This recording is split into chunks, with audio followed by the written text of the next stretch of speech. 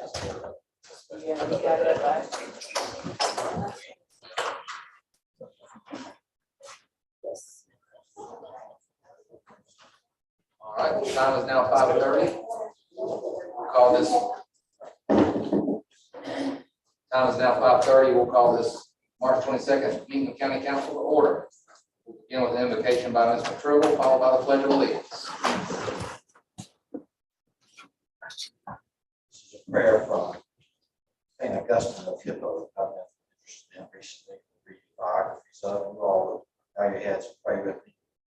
Eternal God, you are the light of the minds that know you, the joy of the hearts that love you, the strength of the wills that serve you.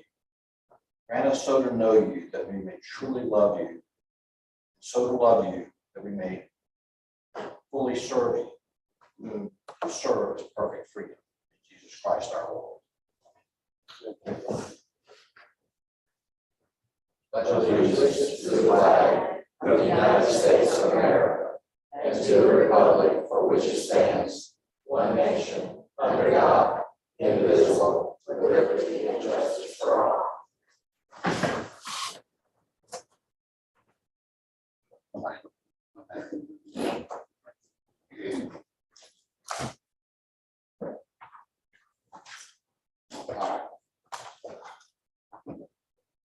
All right, first up, we got approval of the agenda. Before we get that, we do have a couple of additions this evening. Under old business, we're going to add council submission of boards commissions. That's A, and we'll move second reading to B. Also, new business, we're going to add a letter F. Ms. Anderson has a resolution to celebrate 100th birthday, and I'll let her elaborate more when we get to that. But we'll do a letter F for a celebratory resolution. Those two additions, get a motion for approval of the agenda. Chairman, I make the motion to approve the agenda with the requisite changes. Second. A motion by Mr. Carroll, and second by Ms. Anderson. Are there any other additions or deletions? Hearing none, I'll call for the vote. All those in favor, please raise your right hand. 7-0. All right, next we have approval of the minutes from the March 8th meeting. Motion to approve the minutes for March 8th. Second. I have a motion by Mr. Reitman and second by Ms. Clark. Are there any additions or deletions to the minutes of March 8th? Hearing none, I'll call for the vote. All those in favor, please raise your right hand. 7-0. All right, moving to reports to council. I'll call on Chapman, the executive director from the Lawrence County Disability and Special Needs Board. And I recognize this. Thank you, Mr. Chairman, council members, Mr. Administrator. I'm Jason Chapman, Executive Director of the Lawrence County Disability and Special Needs Board. I have with me Peter Littlefield, one of our board members. And we're here today for March as Disability Awareness Month. I'd like to quickly read the governor's proclamation. I think it does a good job of expressing what we're here about tonight. It says, whereas thousands of South Carolina residents and families are impacted by severe lifelong disabilities, including autism, traumatic brain injury, spinal cord injury, and intellectual related disabilities. And whereas people with lifelong disabilities are productive citizens, neighbors, and family members, deserving of respect and opportunities for economic self-sufficiency, independence, and personal growth. And whereas South Carolinians with and without disabilities work together, play together, worship together, learn together, and grow together. And whereas family members, caregivers, and service providers selflessly offer daily care, assistance, supervision, and physical and emotional support to individuals with disabilities to help ensure their full participation in a community. I think that does a good job of the overall goal that we're here for. Just real quickly, specifically about us, the Lawrence County DSM Board, we're now supporting around 700 people. That number has grown since I've last talked with you. We've grown some services to other counties. We have 19 homes serving 111 people. We have 33 people working in the community. I'd like to again thank the county for adding to that role. Appreciate the opportunity to do that. 23 people that are career prep. That means they're getting ready for jobs. So we're going to need 23 more jobs. Appreciate you raising awareness for that as well. That card. And we have 25 children we support and 215 staff. But all that said, I'd like to thank the council, county. You guys are great partners. You give us our board members. We have a great board.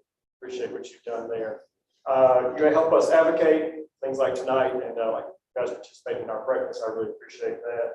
You help us with funding, to help us get people back and forth to work. And again, recently, you guys have employed someone, so not only do you advocate, you actually put it out there for all of us. Thank you so much for this opportunity. I just want to say thank you, and we do appreciate those that you supply us with. They're some of our best employees, and we appreciate them every day. Any council members have any questions or comments? Mr. Tapper? I appreciate the work that you do for us. People in town. Thank you so much. All right, next, Grant Davis with Long and Jenkins is with us tonight to give us our review of our audit.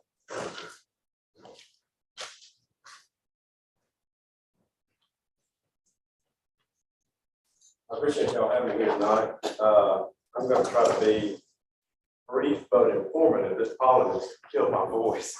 So anyway, if you have any questions about anything, I know it's a lot of information. Just holler out as I go through, and I'll do my best to answer that. Any questions you may have as we go. I'm going to refer to the documents themselves a little bit that we've issued. We basically issued 3 documents as part of the audit. One is one you're much familiar with, the audited financial statements. It's the larger of the 3. That includes our opinion. The second document we've issued, we call our auditor's discussion and analysis. That document is basically to include several things. One is just give you a little bit of information about who we are as a firm. Second is to provide some financial highlights, many of which I'll visit here as we go through the statements themselves. And then we've got some required communications that we have to communicate to you all as county council in conducting our audit. Those are things like we're independent of the county. We didn't have any issues with management in the audit. We didn't have any uncorrected misstatements, things like that. And those are all memorialized again in this document in full. And then at the very end, it talks about some new accounting standards that are coming up and their implementation years, brief description of the impact they're expected to have on the county. So again, that's the purpose of that second document. And then the third document is the shortest of all, and it's actually, its contents are included in that auditor's discussion and analysis document. It's just recommendations. So I'll visit those as we go through, but I'll mention first in the financial statements themselves, that big document we've issued an unmodified opinion. If you're following along, that's on page number 1. It's actually a couple pages into the document, but it's the first page with the page number on the bottom of it. And again, that unmodified verbiage doesn't sound great, but it really is the only acceptable result in the financial statement audit. So a clean opinion, ultimately there. We've issued two additional reports in this document as well, and I'll visit those as we move through. They're sort of the very back of the document. But I want to mention a few things in terms of financial highlights. The first being just looking at the general fund, as it's the primary operating fund of the county, starting on page 16, if you're following along. About at the end of fiscal year 21, about $50.8 million in cash and investments. And I'm doing some rounding and adding some things together as I go through. So if you don't see these numbers just jumping out at you, that's kind of why. So $50.8 million in cash and investments versus about $48 million in current liabilities. And the majority of those current liabilities are payables to other funds. The general fund sort of acting as the big cash depository of the bank, so to speak, of the county, and owing money to other funds for various things, which is customary. That leaves us with fund balance in total about $11.7 million at the end of fiscal year 21. And about 10.8, or the vast majority of that fund balance figure, is considered unassigned. So available to spend, not restricted by any external means or assigned by this council or permitted or anything like that. So again, about $10.8 million. Important to note, the first tranche of the ARPA monies is included in the general fund's figures, and especially in the cash balance, but it is not included in fund balance. All that money, to the tune of about $6.5 million, at least in that first tranche, is considered unearned. Basically, the county will earn that money as it is spent or obligated on whatever project there. So that fund balance figure, again, does not include that $6.5 million in this ARPA money. Following along on the following page there on page 17, we look at the reconciliation of fund balance. $27 million in revenues. Now, about 18 million of that is property taxes. The vast majority of the revenues of general fund is property taxes, which is customary, versus about $25 million in expenditures. And of that 25 million, about 12.7 million is public safety related. So about 50% of your general fund expenditures are public safety related, which is customary for county. That's an increase in fund balance from 2020 to 2021 of about $1.2 billion. If you look at your expenditures, again, that $25 million figure, you just divide that by 12, it gives you kind of a rough spending per month. That comes out to about $2.1 million a month that the county spends out of the general fund. And it's important to look at that as a function of fund balance. So if you take your $2.1 million a month and say, all right, how much fund balance do we have on hand? That is being about 5 months. 5 months of fund balance on hand. So if you think about where you are at June 30, especially in your property tax calendar, which we talked about was the most significant portion of revenues in the general fund, you got 5 months basically to get around where you collect the majority of your property taxes, December, and then especially in January and a little bit in February too. So pretty good position in a lean time of year, ultimately, if you think about when the majority of revenues, your cash flows are happening. So that's all very positive. There's a chart in the auditor's discussion analysis document that shows fund balance for the last, I think it's either 5 or 6 years. It's steadily moved up for each of the 5 years. It's a pretty attractive bar chart from that perspective. So all things seem very positive from the general fund's operating perspective, even historically. And again, not considering the impact of those ARPA monies there on fund balance. With that, I'm going to jump to the second and third reports that I mentioned at the beginning. If you're following along there on pages 79 and 81, the report on page 79 is our report on internal controls over compliance in accordance with government auditing standards.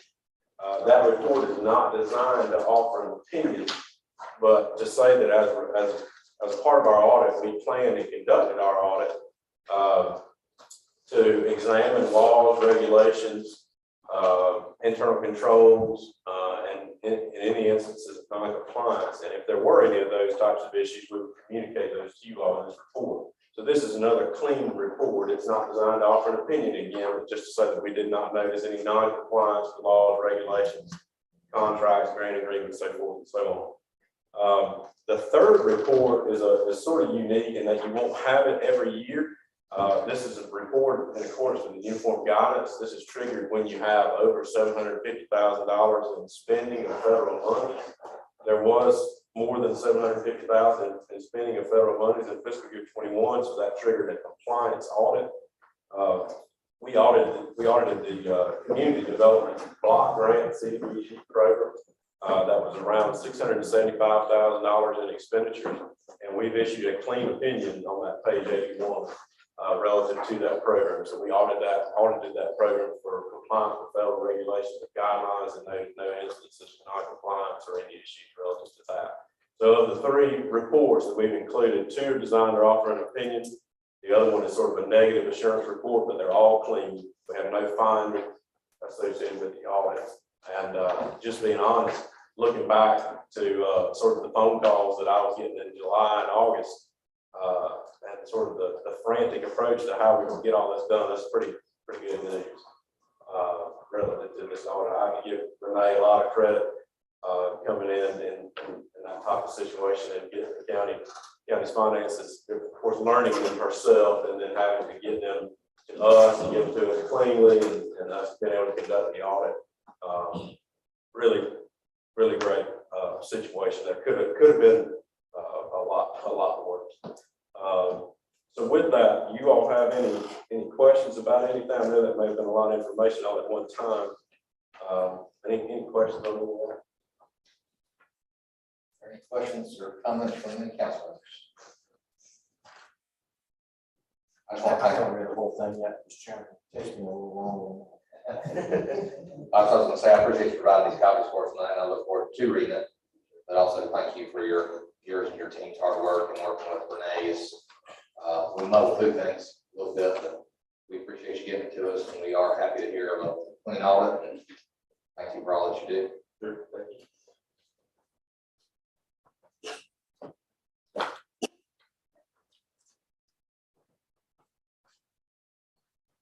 All right. Next up, we have one of our added agenda items, the council board approvals. You should have in your packet a request for planning commission appointment from Ms. Clark. I'll let Ms. Clark make that nomination, and we will take a vote on it. I'd like to make a motion to add Michael A. Clark to the planning committee. All right, we have a motion for adding Mr. Michael Floyd to the planning commission, and we will take a vote. All those in favor, please raise your right hand. 7-0. Congratulations. Congratulations, Mr. Floyd. We look forward to his service, and thank you, Ms. Clark, for recommending him. Next, we will have second reading on ordinance 916.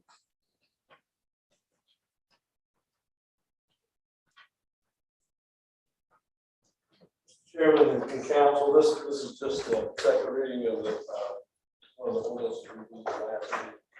Amending one of the GF transmissions, agreements, part of their SSRC.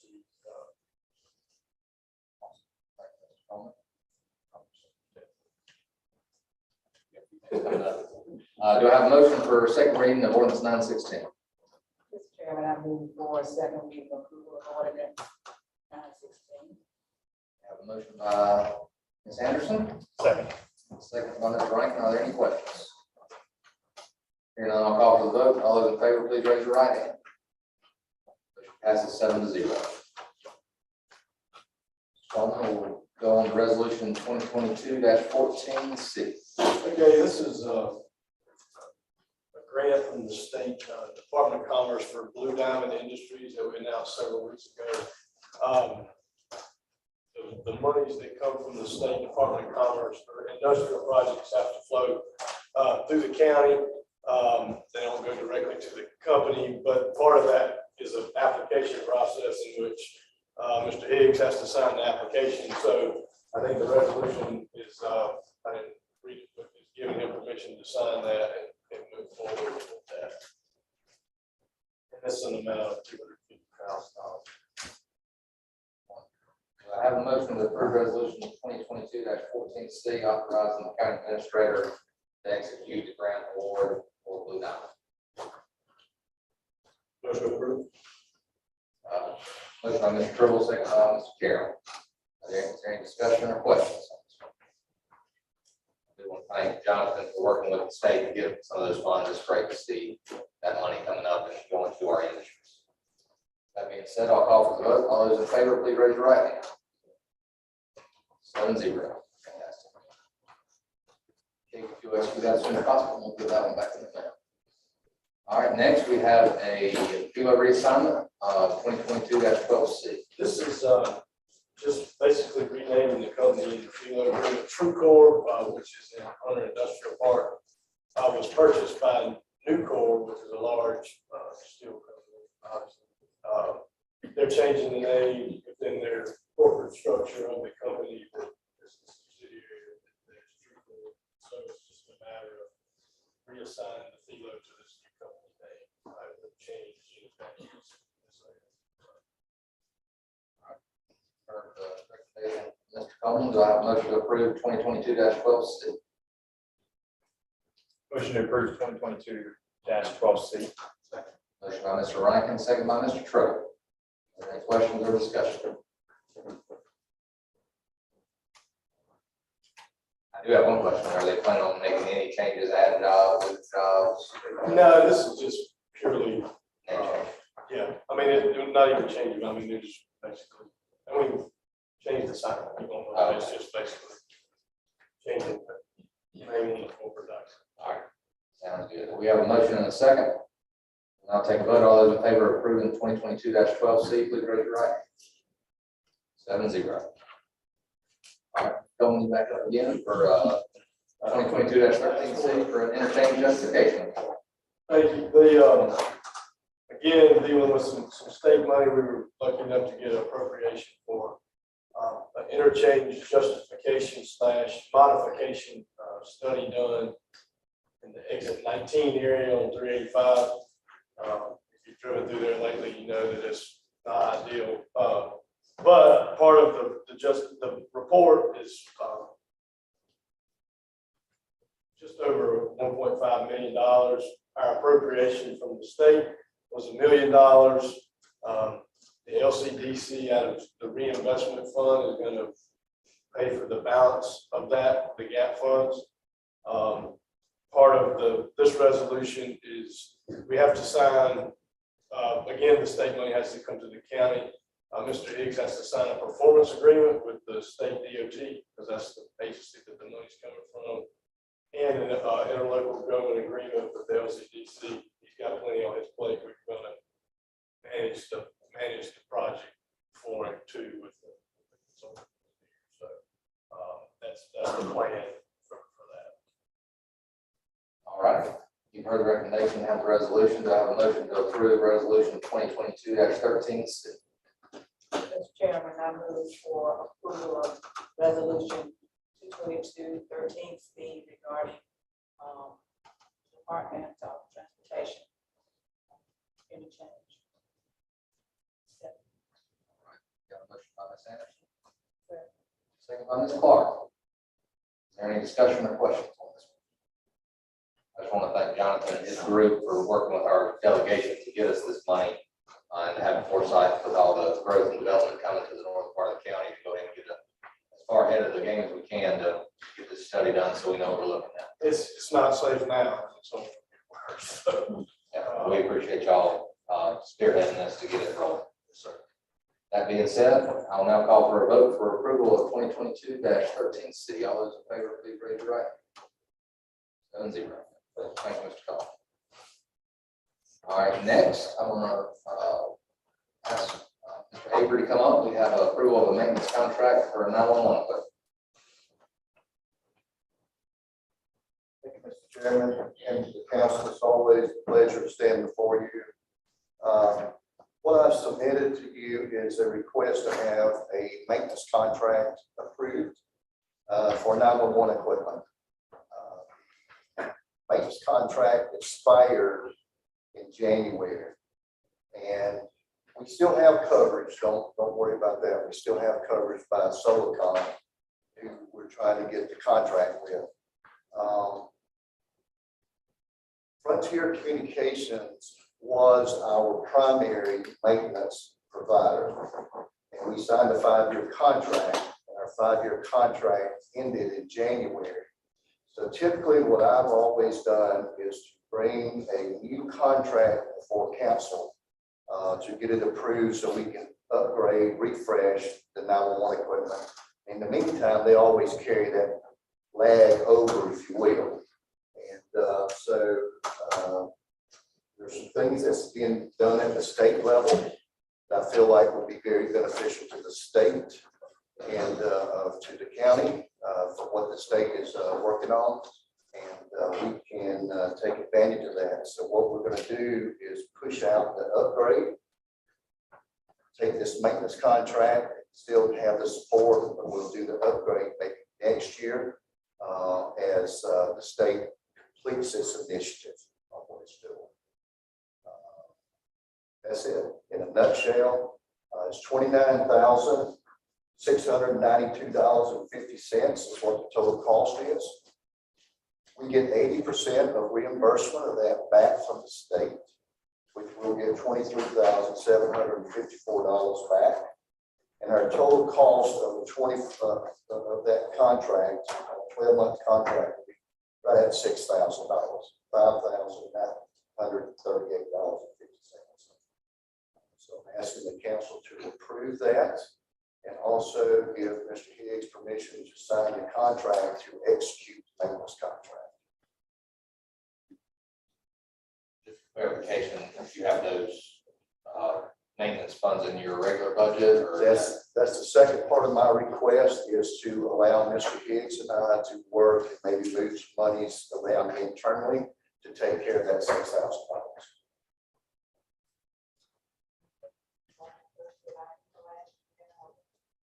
other budgeted item? Well, what happened, Ms. Anderson, is we did not know that this was taking place. This started November timeframe. Frontier was starting to talk about this, and they actually laid people off in November, December. So I was out with COVID in November and pneumonia in December. And so we went back and forth with their attorneys trying to get this contract language cleaned up, right? Thanks. Very lengthy process, so that's the reason the delay there. So We already picked the other company then for this year, or how does that work? This was like a calendar year contract. We got rid of this year. it'll be for a calendar year, and we're hoping that the initiative will take place with the state either January or February of 2024. So this will get us, I'm sorry, 23. This will get us through there, and then we'll know if we're actually going with the upgrade of the equipment, and that at that time will be a 5-year maintenance contract with that built into it. You're working within your budget and the bottom line is going to be not red, then I have no issue with that. That's it. All right. So I have a motion from the floor to approve maintenance contract with Solacom and authorize the county attorney to execute such. I'm sorry, county administrator. I've already done my. I apologize. Not for. And allow the Thank you, it's all over. county administrator to execute the contract. Motion to approve. Motion by Mr. Carroll. Right. Second by Mr. Young. Is there any further discussion? All right, hearing none, I'll call for the vote. All those in favor of approving the Solacom contract to the tune after reimbursement of $5,938.50, executed by the county administrator. Please raise your right. 7-0. Thank you, Mr. President. All right, next, we have a council discussion matter that came up at a committee meeting the other week to discuss timeline pertaining to the RV ordinance moratorium. I'll call the county administrator to lead us in this discussion. Thank you, Mr. Chairman. I'd like to share some good news kicking off this discussion. The county has made an offer, and that offer has been accepted for a county planner, senior planner. That person will take the role. I'm out of respect for that individual taking the position. I'm not going to announce that person's name yet until they're officially onboarded. But that person is expected to take the role at some point in April, or in part of April. So as you move into this discussion, I just ask you to keep that in mind. We're looking forward to having that professionalism here at the county and what they can bring forward and help grow our team a little stronger. I'll open up the floor. Any council member would like to say anything? Start with, and now would like to get recommendation. But here none. My recommendation, and y'all heard my thoughts, of course, at the meeting last week. I think that the original intent when the council issued the moratorium was until we hired a planner, which we have done and hope that they start beginning of April. But I think it would only be fair to give them time to get their feet wet a little bit. What I'd be interested in council discussing is if we remove the moratorium as it sits in its entirety and open it back up for RV plans that meet the ordinance. So if they meet the ordinance, they check the boxes that we've already established, then they are not required to go before the planning commission. I'd ask that those be allowed to continue as they are planned, and anybody who wants variance, that we set a moratorium on variances, similar to what we did with subdivision ordinance when we passed it. We set a moratorium on variances to a certain date. I think if we set a moratorium on variances for, let's say, 90 days, just to let the planner get her feet wet, I think that would be appropriate. Hopefully kind of be some middle ground between the discussions that we heard last week. But I would definitely take other comments from council members. We're saying we're going to extend this moratorium on the RV ordinances. I'm saying we issue a new one on RV variances and allow RVs who meet the ordinance, which, correct me, I think you're required to have 3 acres and no more than 6 lots. And then there's some other on some setbacks and some widths and roads and whatnot. So that's the gist of the ordinance. If they meet the ordinance as it sits, that they be allowed to continue their process. If they're asking for a variance, then we put a moratorium on a variance request for 90 days until the planner can get settled at their job. So what we're saying is they'll start issuing permits again on RV parks. You can apply for a permit on RV park again. The moratorium is gone. The blanket one is gone, yes, sir. Well, I would still like to say, I don't know what can be done, but I'd like to see it stay in place to get that planner.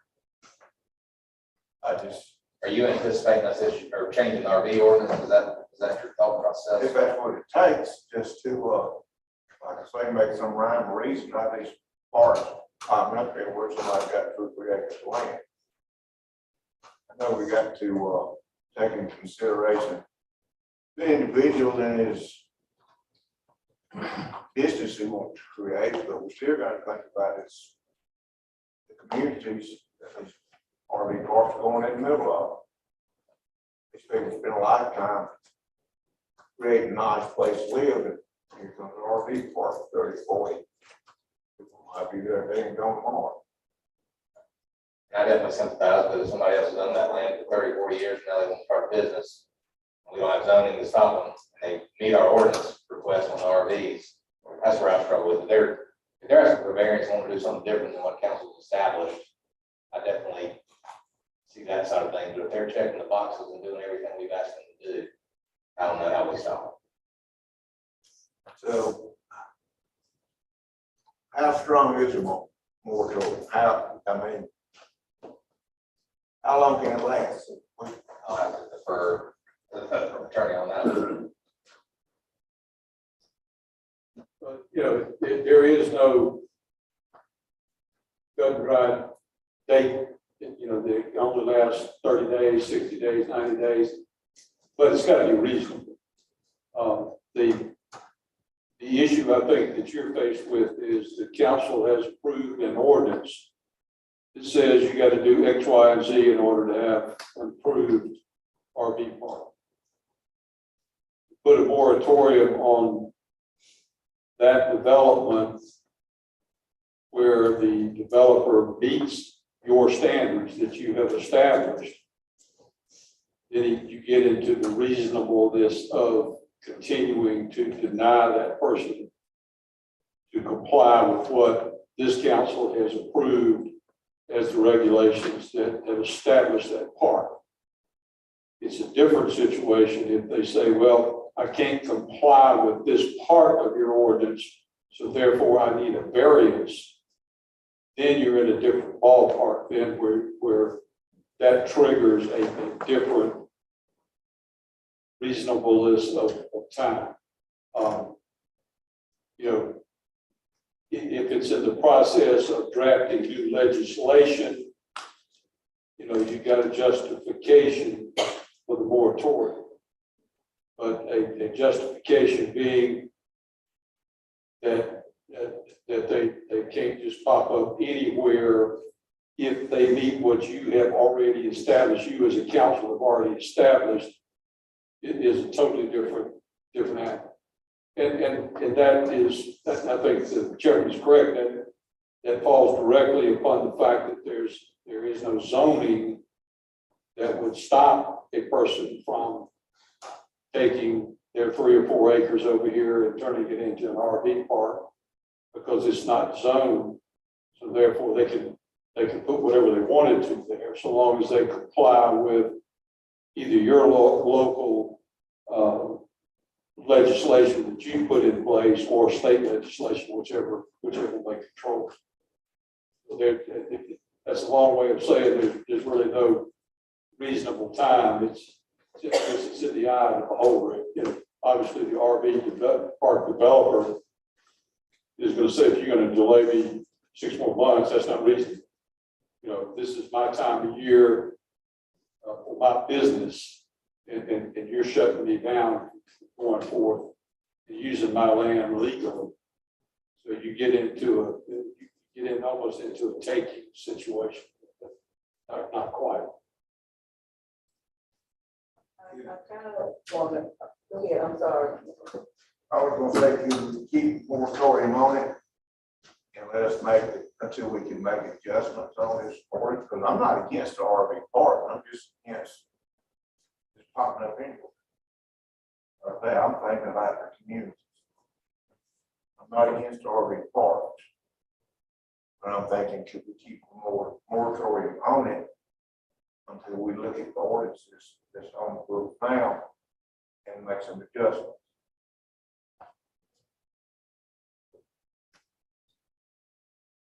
I could argue both sides of that.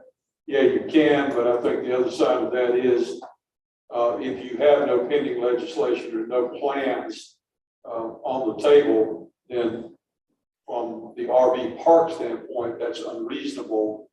If I'm prepared to meet your standards today, you're telling me as a developer, wait, I'm going to change the rules where you can't meet the standards, or you're changing the standards that I've got to meet. That's problematic. Well, I'm not against that. I understand exactly where you're coming from. It's, you know, but without zoning or some other clause, you know, you get into that issue of, you know, I'm trying to do business as a developer of an RV park, and you're preventing me from complying with what you've already got on the books.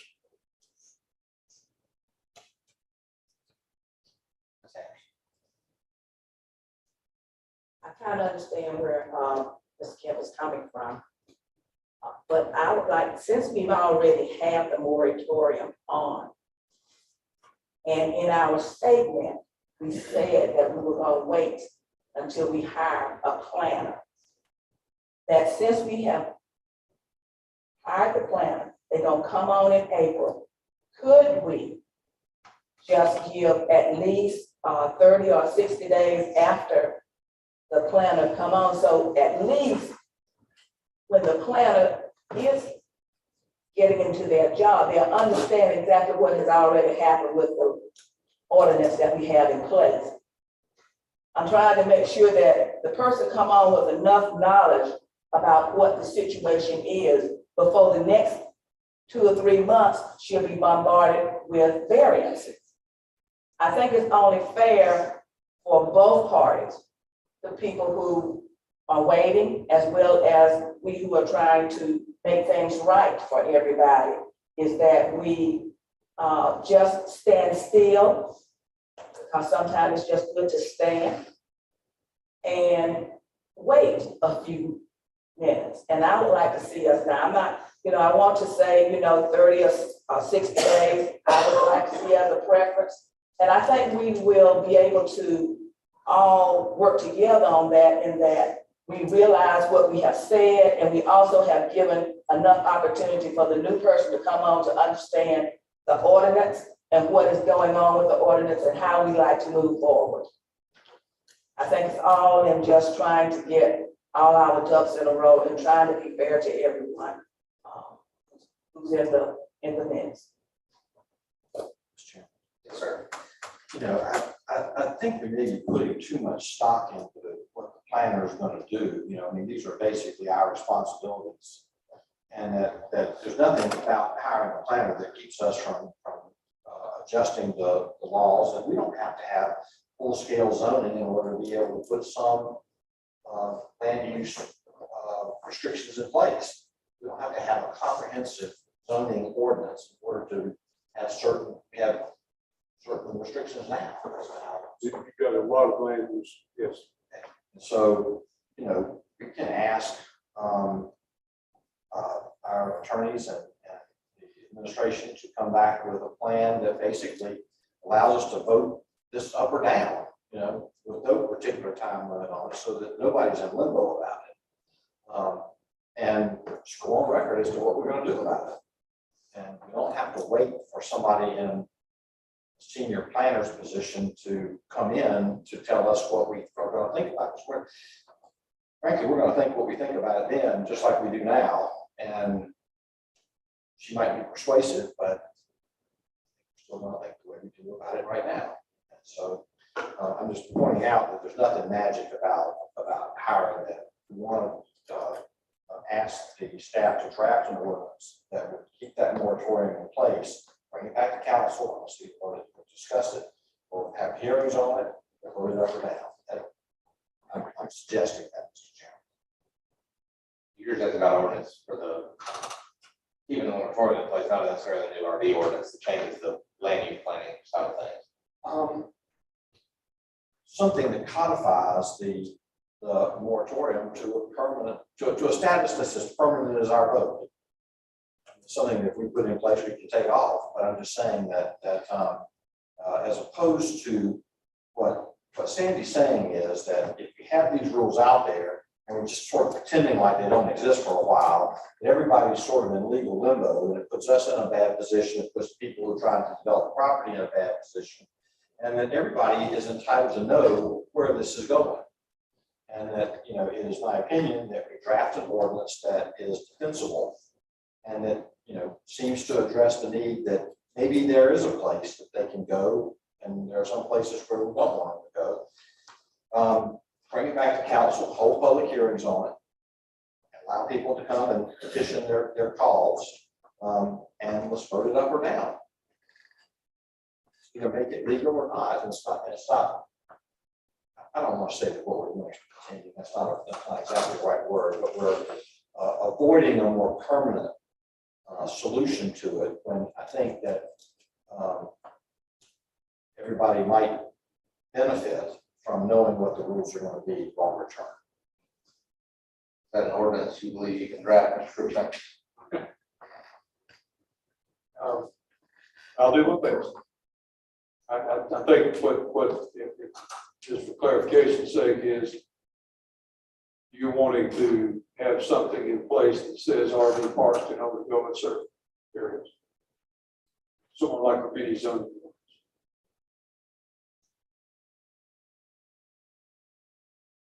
Right. Okay. I'll work on it. All right. Assuming that's the will of council. Any other councilman want input on that?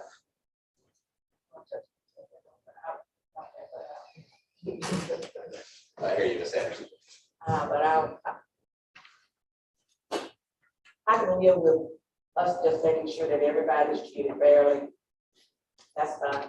And I understand what David is saying. I'm still saying that one person is not going to make everything fall into place. I understand that.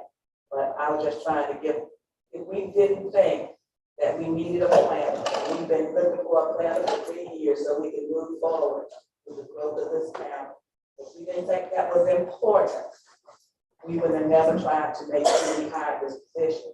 So what I was just trying to do is just trying to make sure that we start in the right direction when we get started and not just wibble through, but we are on the right and on the same sheet of music, and we're gonna move forward.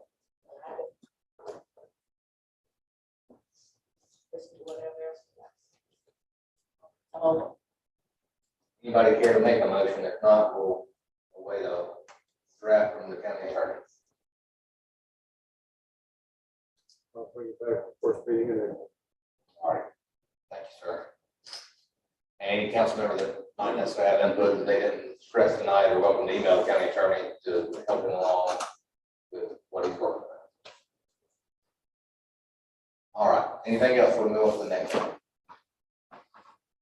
All right.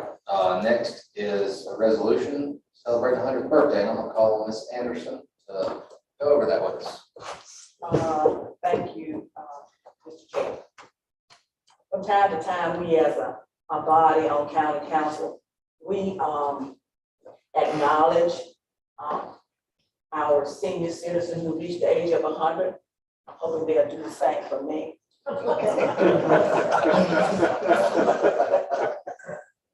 So today, and I would like for us to have sign a resolution for Bishop Frederick Calhoun James, who was my bishop of the African Methodist Episcopal Church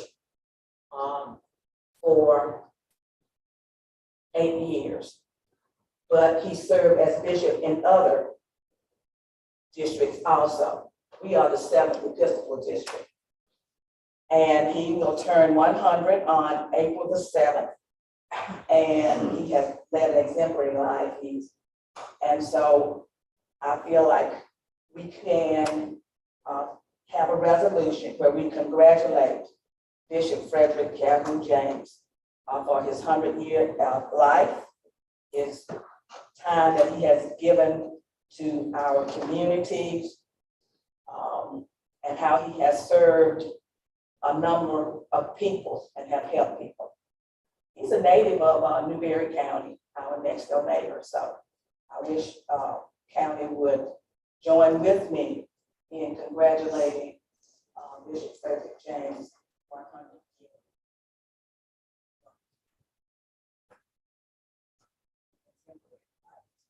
That is fantastic. So I'm going to take that as you're making that motion. Yes. Second, the county council passed a resolution celebrating the 100th birthday of Bishop James. I heard a second from Mr. Tribble. And I think it's great that we're able to celebrate such a long and wonderful life. I can't wait to do yours, Ms. Anderson. I hope it's a long time from now, so you're saying 49. All right. Thank you. I will take a vote on that and then ask the clerk to get all of our signatures and get that to Ms. Anderson so she can present that to him at his birthday celebration. All those in favor, please raise your right hand. 7-0. Fantastic. All right, next, we will move into public comments. We have a few this evening. I'll just ask the same that I always ask in case you haven't been with us before. We don't set a time limit like others, but we do have to be respectful of your neighbors and fellow citizens for their time to speak. First up is Ms. Stewart.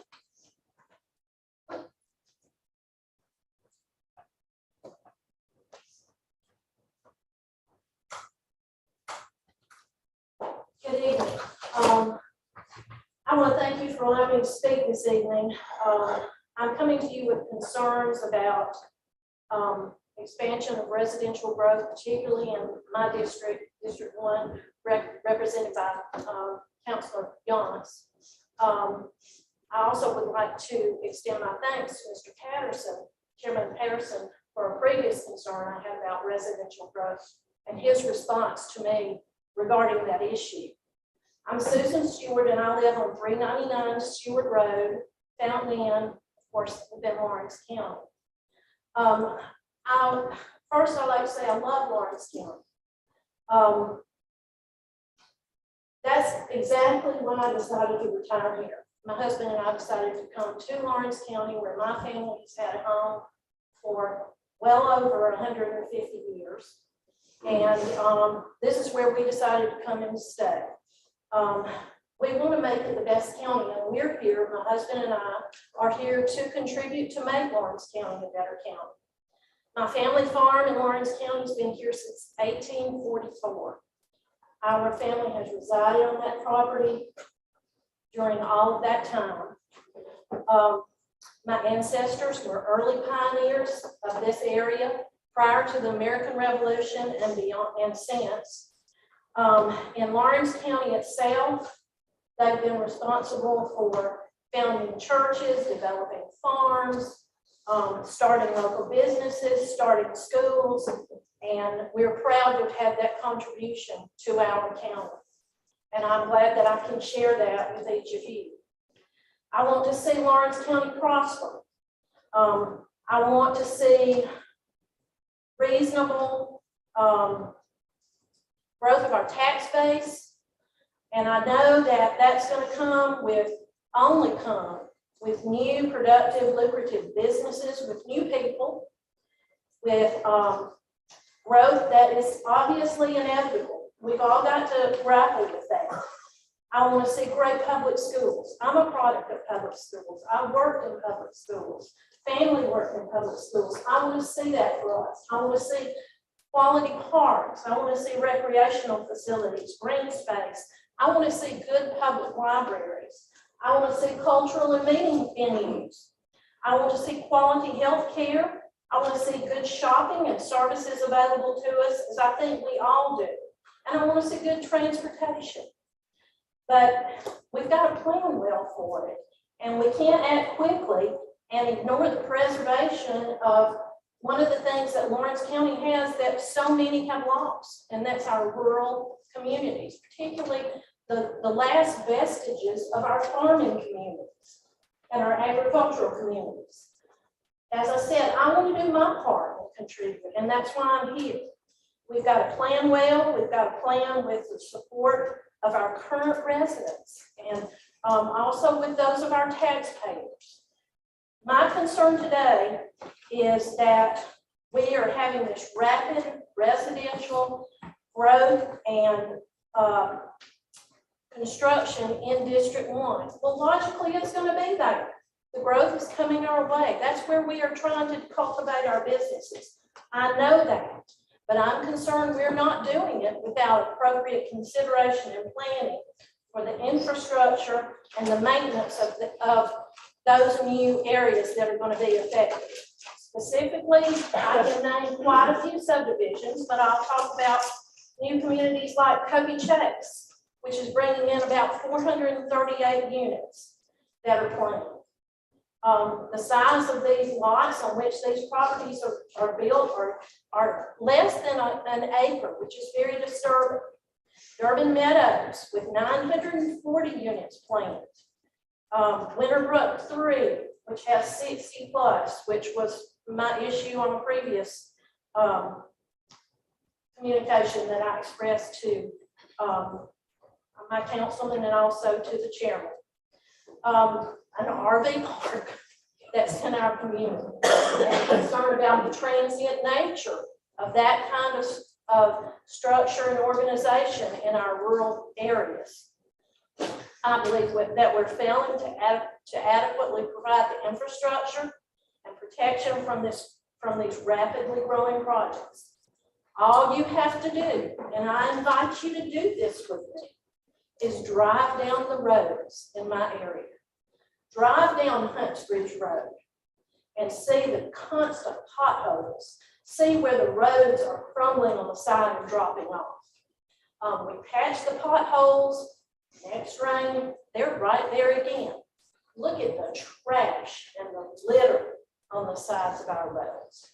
Drive down Sullivan Road, which I know has recently been paved, but not a lot more has been done.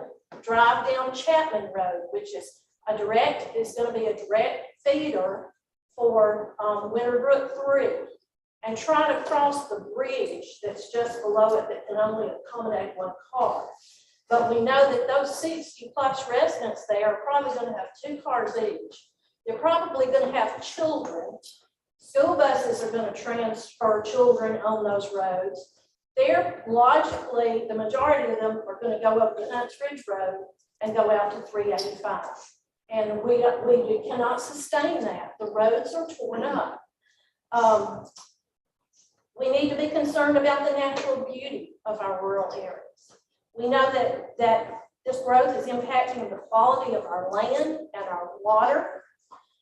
It's destroying our family-owned farms and also the agricultural businesses. Communication about the projects and the lack of community input and comment opportunities on these projects, in my opinion, has been inadequate. Now, I bear a responsibility too. Perhaps I've been a little remiss in not checking the local news media about what's up and coming. But I, as a landowner and a taxpayer, need some communication when something is coming into my community that is going to impact me so dramatically. I drive in District 1 out of necessity, and I also drive it out of concern. I drove the road yesterday. Our road conditions have no shoulders. That, as I said, the edges are crumbling, the asphalt is crumbling and dropping off. Those impossible potholes that I mentioned, personal property is being damaged. And I truly do invite any of you to go with me and drive down those roads and see what we're facing because of this rapid, unplanned growth. Residential traffic is partly responsible, but the main product or cause of this has been the combined heavy commercial vehicles that are allowed to drive on these rural roads without preparation and planning, and these construction vehicles which are destroying our roads. Imagine what the impact is going to be when we add, say, 2,000 homes to open up within the next 1, 2, 3 years, and all those vehicles that are going to be added to that. What are the plans for the school growth and other services in our area? I foresee the time when our Fountain Inn students are told by Greenville County School that this is it. Y'all are gonna have to, in Lawrence County, y'all are gonna have to start taking care of schools for these children that live in your county. Are we planning for that? I'm asking several things of the council. The first thing I'm asking is that we have better communication. And as I said, I play a part in that too. But I would like for us to have better communication about development, whether it's through social media, newsletters, through the postal service, whether it be through,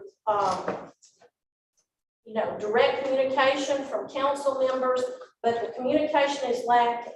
Putting one small white sign on the property saying that there's some kind of zoning change is not going to cut it for me.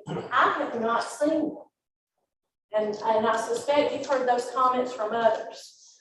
I would like to have a moratorium on growth until we can grapple on some of these issues. I don't think that's unreasonable. I think we need some requirements, some zoning, some regulations that have some teeth. Telling me that this is what we have, so people are going to have to be allowed to do it because we haven't planned should not be an excuse. And a moratorium would allow us to do that. We're not reinventing the wheel. Other communities have grappled with this issue. They've put strong zoning in place. They put strong regulations in place. I'm not talking about guidelines. Guidelines are meaningless. We've got to have something that has some merit of the law to hold these people to responsibility when they apply to do new construction. Current property owners need to be protected. We want to prepare to improve, and we need you to help us do that. Other communities, as I said, have already done the work for us, so we can't use that as an excuse. The third thing that I would ask for is that we enforce our current ordinances and laws. That includes not only those developments that are in process, but those that have been added. In other words, we need those ordinances and laws regarding noise, public safety, traffic, pollution. Those need to be adhered to.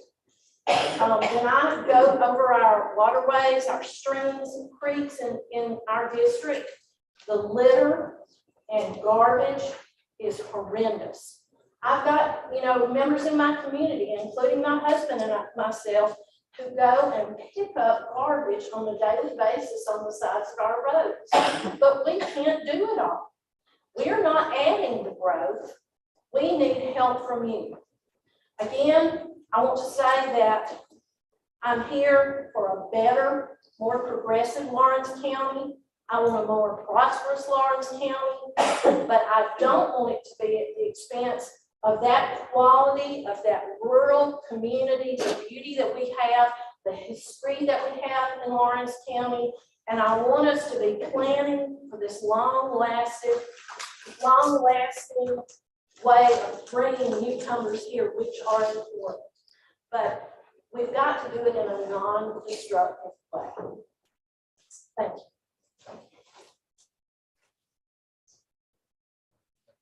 This. Next, Ms. Riddle.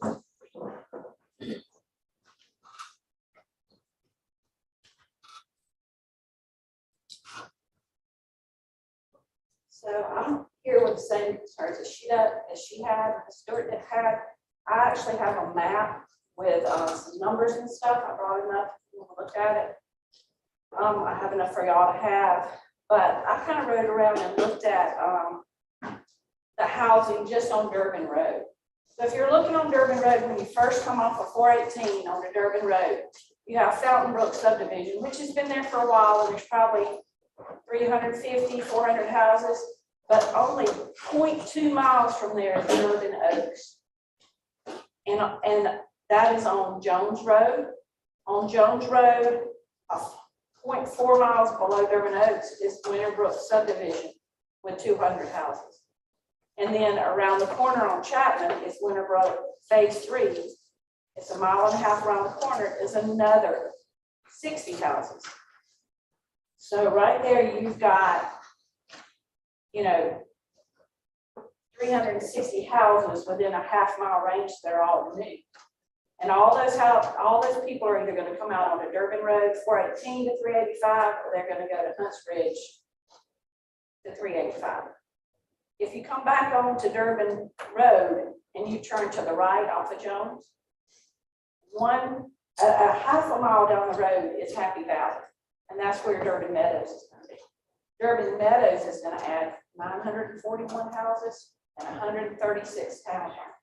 So within like 1.5 miles, you have about 1,400 houses coming in. And they're all either going to go Hunts Ridge to 385 or 418 to 385. And there also on Hunts Ridge, there's a new subdivision that actually was tabled at the Planning Commission. Will be brought back at the next meeting. From what I understand, if they cross their T's and dot their I's, it'll be approved. And it's right at 150 houses. So again, within that 1.5 miles, you're at another 150 houses. At the end of Hunts Ridge, if you go left out the frontage road, you have a new RV park before Pleasant Grove Church. If y'all are familiar with that area, you have an RV park. I don't know how many RVs that's going to hold, but it's a pretty big area. So, and then right past Max Willis's place on down that same frontage road, about 2 miles, you have another subdivision that was approved at the Planning Commission for 450 houses. At that 450 houses, I came to the Planning Commission last week or sometime. They said that that 450 house development would enter the highway down there somewhere. I went on past that division 2 miles toward Lawrence on the frontage road, and there's no way to get on 385 unless you go all the way down to 101 and then you can circle back around. But if you're living there and you can come 2.5 miles up the road to 385 at Hunts Ridge, why would you go 2 or 3 miles on down the road toward Lawrence and then get on the highway? So you got all those houses coming there, plus there's a subdivision on Abercrombie Road. So all within about a 5-mile radius, you have 2,187 houses that have been approved, times 2 cars. Both developers that presented their developments at the Planning Commission said that their DOT had done studies and that this amount, that it will not affect our traffic. You're going to be adding 4,374 cars. For sure, most houses, how many people do you know that don't have at least 2 cars in their house? And 2,187 new houses, it is going to impact us greatly. I mean, our roads are already slammed with what's already here. This is all new coming. Everything's new. The only old subdivision I mentioned was Fountain Brook, and we'll just, completely take that out of the picture. That's not in the numbers. So, I agree totally with what Ms. Stewart said. I think we need to stop and look, because on Durban Road, all these developments that are off of Durban Road are county roads, little small rural county roads. Happy Valley Road, you're adding 1,100 houses right there on Happy Valley in Sullivan. It's impossible for those roads to handle that traffic. Chapman Road, another little tiny road. I said to them, I met a truck. I had to go on Happy Valley several years ago because there was a wreck in Durban and they were routing everybody around. I was driving F-250, the other guy's driving F-250. Both of us had our tires off the edge of the road and our mirrors did. They were not extended for hauling trailers or anything. That's how narrow that road is. We got 1,100 houses coming in there. So, you know, that is our concern. It's all right there in our area, within 5 miles, 2,187 new homes. To me, that's astronomical. And I know nobody likes zoning. We are landowners. But with no rules, no regulation, it's out of control. And, you know, planning commission says, come back to you, this board that I guess comes up with the zoning or whatever they're gonna do. And, you know, I felt like this says go to the planning commission, so now I'm going to go. So that was my concern, and, you know, I know it's a big job, and I know you probably hear it from a lot of people. And, you know, the big appeal to Lawrence County is the rural areas. Greenville's lost them. They don't have rural anymore. And Lawrence does, and we need to protect it. We need y'all to help protect it. You're the ones in the seat to help decide how to best protect our rural area.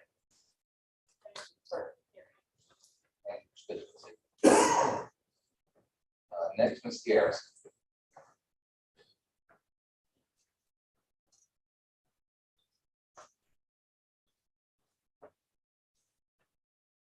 Thank y'all for your time. In a lot of ways, I'm just echoing what has already been said to you to a certain degree. I'm not going to repeat, you know, a lot of what they said. But I've been doing a lot of searching and looking and stuff like that since all this has been happening.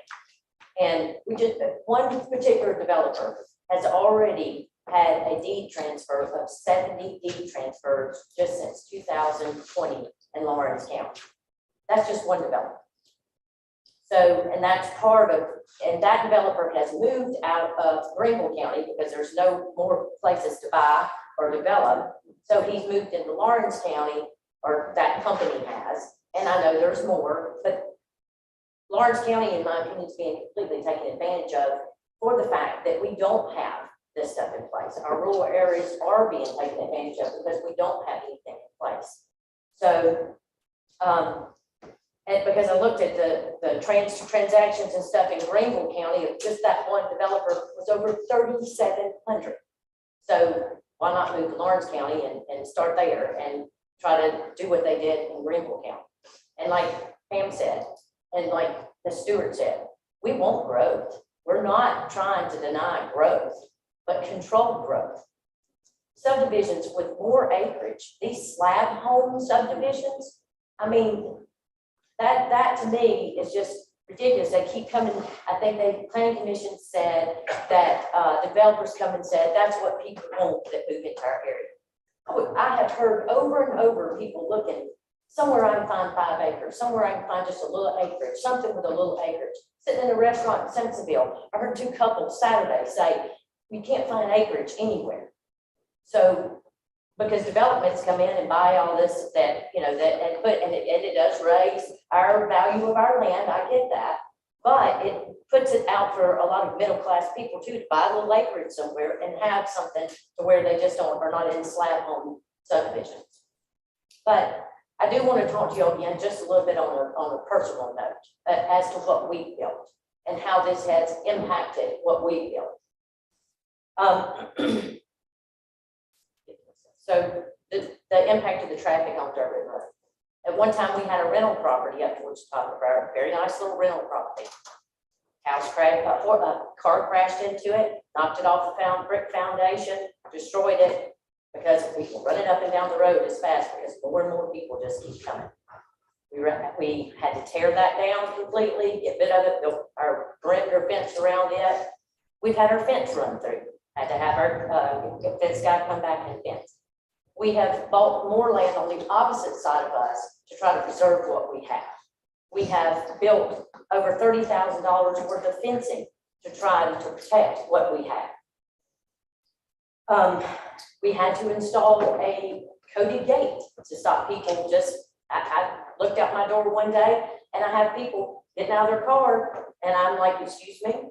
Oh, we just thought we'd come and pet the horses. Well, it's a private driveway. We've also had vandalism. We've had, for some reason, just last year, someone completely take our business farm sign, pulled it up out of the ground, took your county sign. I had to call the county back, and then I had to pay $300 more to replace my sign. You know, so things had already started happening with the little growth that we had. So imagine what we're going to be dealing with as a rural area, as a business owner of a farm who is not going to be able to completely do her business every day once all this starts. And it's like I have no right whatsoever now. I'm trying to have a voice, but it's like I have my rights taken away from me because of what's happening in our area. And I just wanted to explain to y'all, and I agree with Ms. Stewart in the fact that moratorium needs to be placed on all this development until y'all can have the time. I know you're trying. I understand that you're trying, but something's got to happen to stop such rapid growth before it destroys your community. Thank you. Mr. Moses. All right, that's all I had signed up for public comments. We will now move into county comments. I'll start on my right. Mr. Chairman, I want to thank everyone for speaking in the public comment tonight.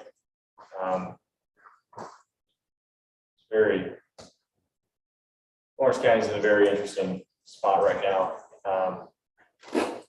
And I spoke to this at our last meeting, but I've been hearing from a lot of people, and I'm District 2, and we're starting to see that growth come down Fairview Road, Highway 25. I mean, it's affecting us in District 2 as well, and I know especially in District 1.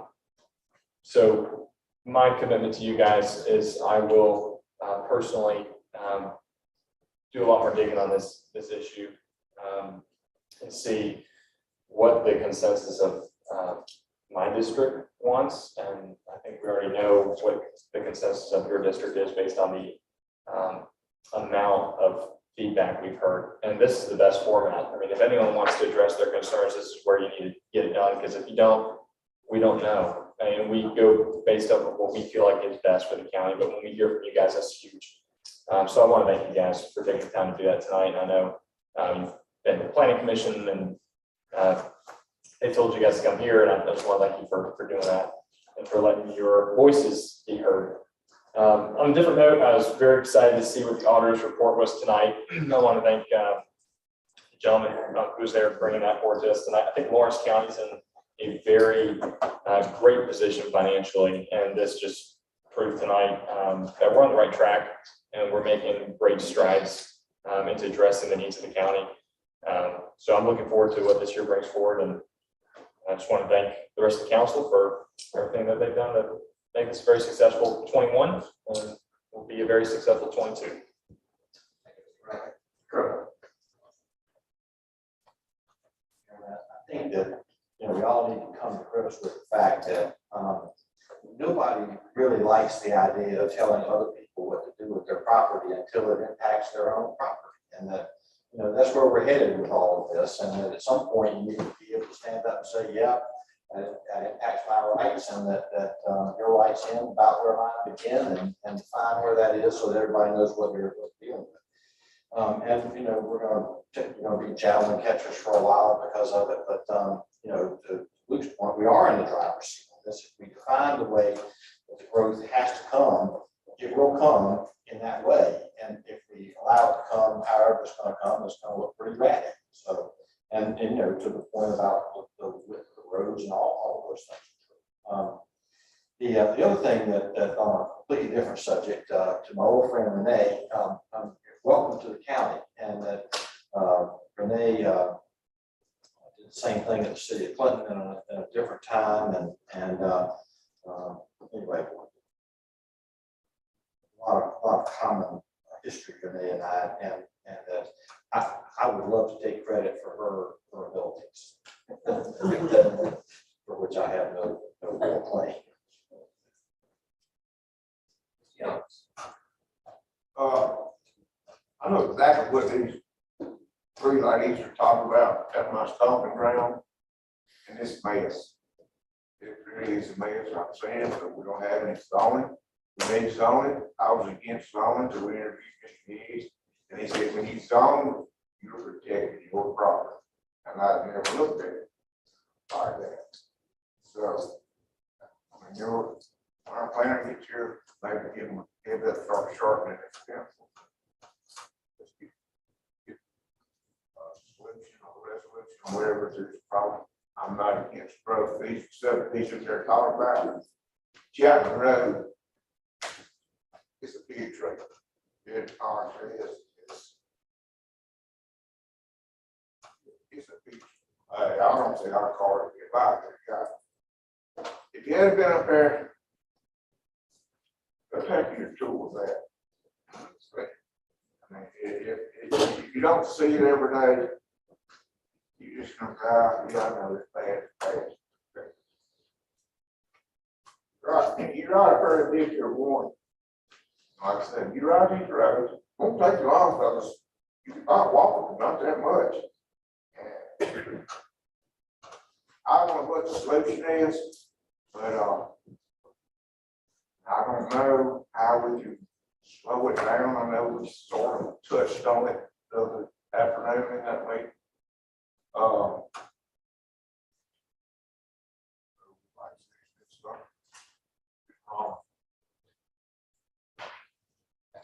Ms. Anderson. I just want to let the citizens know that we do hear you. And we do have ideas in our mind that we've thrown around for years to see this county grow and grow properly. And I think we're looking at all those options and weighing what we can do. And I think you will see us doing some things that's gonna make Lawrence County a better place. We've always been considered the bedroom community of Greenville. And the people up in the Upper Fountain Inn area who live on the Lawrence County side, they know they have cheaper taxes over here too. So we are beneficial to some people too. So, but I think I want to let you know that we do hear you and that we are concerned about the growth. And I think we are in the process of throwing out ideas and trying to move forward, in that we have had some time lapse with us without having. We have a new administrator, we have a new clerk to council, we have a new financial person. So just give us a little time to get ourselves in order so we can move forward and move forward correctly. Now that's one thing for me. I have a hard time with just moving, but I like to move right. I like to have things in a row, and it might be one of my thoughts, but I like order. And so I think most people, they do. And I think when you can be able to explain something to someone and they be able to see where they're going, I think they don't mind going that way. And but I think Lawrence County is going to be moving in a positive way. And I just ask you to have a little bit more patience with us right now. But I think you'll be proud of us, and we're going to be proud of you too. Yeah. This is my first term on council, and I never thought 2.5–3 years ago that this would be where we are. I was operating under the specter of a failed zoning 20 years ago when they tried to bring this zoning and everybody was doing it. So the word was awful, right? It's a disgusting word. And now we're thinking we have to have that protection to keep us what we were 3 years ago. This is not something that fell apart over 10 years. I mean, COVID came in, it was terrible, but it opened up this growth, that push that I never thought would be there, that we absolutely have to stop, and we will. We've got new people in place in the community, in the county, in key positions. We have a planner hired. We have a plan for you. We will hopefully give you something that you can tangibly understand very soon, and it will hopefully benefit exactly what everybody wants. The problem is you've got 1,000, 2,000 houses that have already either been approved or in building construction or planning phases, we now own, and we gotta figure it out. So the road's gotta be addressed, and the things that we should have thought about back then have to be thought about now. And so we won't just leave you sit there. I'm District 5, which is right down Great Court, pushing out, and that's the next, I mean, it's natural progression. So maybe I have a minute longer to figure something out that you don't. And so we will certainly work on that. Thank you, Mr. Carroll. I just want to thank the citizens that did come and speak. And like I said, you are heard. Just looking at this list, and I appreciate the map that was brought to us to kind of give us an overview of this drill. And looking at it just from dates in my head, just to tell you how the council has progressed from 5 up, those were all approved prior to the majority of this council being seated. Several already referenced them. You've got 4 of us up here that are 2 years and less on council, right at 2 years. You got 2 more that have been for 3 years. And you got an administrator that's been here for a year. And when we've changed the department heads, planner was made a priority 3 years ago, for some reason was never hired. And in this last budget session, it was made a priority again by this council. And luckily, as Mr. Higgs announced earlier, Stephen has finally been hired. Not as quick as anybody wanted, but I think the wait has paid off and we've gotten a phenomenal planner. And I think they will do great things. But this council that sits here before you today is proactive and is trying to make changes.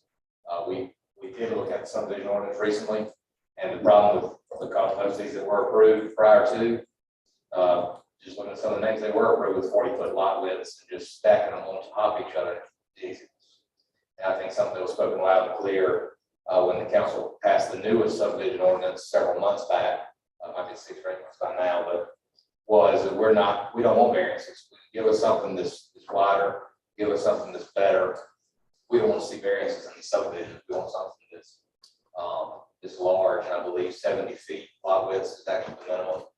I can't remember the square footage on the lots, but it's bigger. And we've had some developers that had threw their plans in the trash and went somewhere else because it wasn't quite good enough for what they wanted.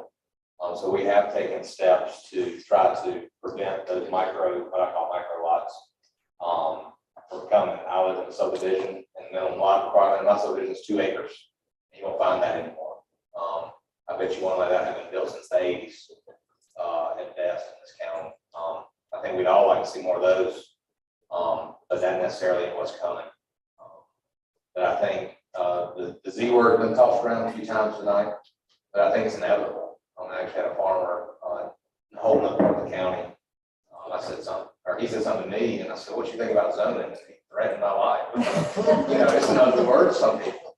But that's basically the only thing that does stop what you're looking at. And 20 years ago, when it was voted, it was 2-1, loud and clear. I'm not saying that was the best zoning plan in the world, I'll be honest.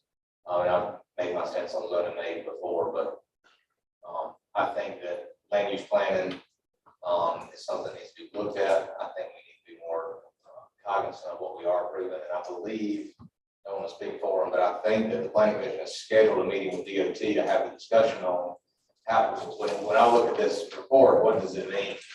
And are you taking into consideration X, Y, and Z that's been approved? I think that's a good productive step on our planning commission, because once again, that's another new group of people. That group of 7 hasn't, and well, we got a new one coming on now too. And I believe that the current planning commission has been better about not just waving a wand and approving everything that comes across the desk. They've asked questions and tried to be efficient in what they do. And I'll be interested to see what the DOT says when they come for that meeting. We have a joint meeting scheduled with them on April the 5th, the first Tuesday, to have some of these discussions. So what does council want out of the planning commission? What are we looking for? And I think that's another step in the right direction. Is, they our representatives talk to us, and maybe some of them, I might talk 2 or 3 different ones, but to have all of us sit down together and have those discussions, I think are very important. And I think it'll be vital going forward. And I encourage, that'll be an open meeting. Everyone's able to come. It'll be right here on the 5th of April. So if you want to come, I don't know, I'm not saying we'll have a public input, but you'll be able to listen to discussion amongst the committee and the council. And I think that's very important. Just one more congratulations to Bishop James. And I want to thank the Sanderson for taking that resolution and presenting that to him to them, and we do appreciate that. No one forget something. Oh, here it is. April the 7th, Child Abuse Prevention Month Awareness Breakfast at Thornwell. Chapman spoke further about Child Abuse Prevention Month. There's another, I'm sorry, Disability Special Needs in March. Now we're going into April, which is Child Prevention Month, and another worthy cause and something we all need to be aware of. So I believe they have a RSVP online. If you look up on Thornwell's website, I think all the council have already been invited, but it'd be good to see you all there and hear their keynote speaker and learn some new things. So that being said, we do have one item for executive session, contractual matter relating to building grounds. I will take a motion to move into executive session. Motion to move into executive session. Second by Mr. Rankin, second by Mr. Carroll. All those in favor, please raise your right hand. 7-0, we will reconvene in executive session at 7 o'clock. Can I ask you a quick question, just real quick? On ordinances,